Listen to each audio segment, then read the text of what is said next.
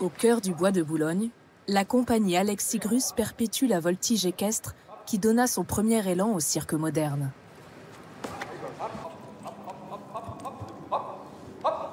Les jalons de cet art insolite sont posés en 1768 dans la banlieue de Londres par un jeune soldat à qui l'on doit l'iconique piste de cirque.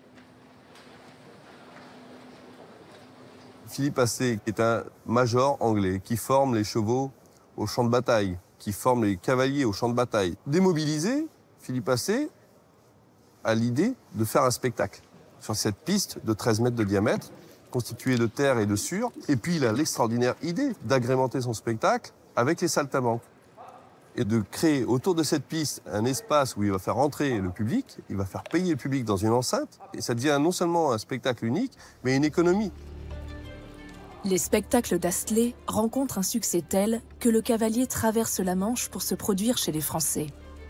Puisque les chapiteaux n'existent pas encore, il fait construire un amphithéâtre couvert, le premier établissement stable de Paris dévolu aux arts de la piste. Un temple circulaire où les chevaux rejouent des scènes de guerre.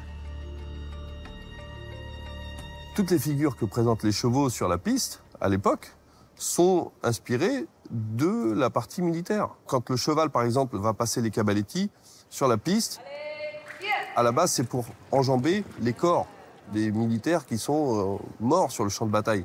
Quand le cheval va donner une cabriole, c'est parce qu'on va essayer de shooter l'adversaire. Et puis le maniement des armes aussi, le maniement du sabre, le maniement de la carabine, parce que lâcher les rênes du cheval au grand galop pour tirer sur son ennemi, c'est un exploit déjà. Il faut avoir une stabilité, il faut avoir un sens de l'équilibre exceptionnel. Le cirque fait recette, mais il n'est pas, à l'époque, le loisir du petit peuple. Chez Astley et ses concurrents, les spectateurs sont issus des plus hautes strates de la société.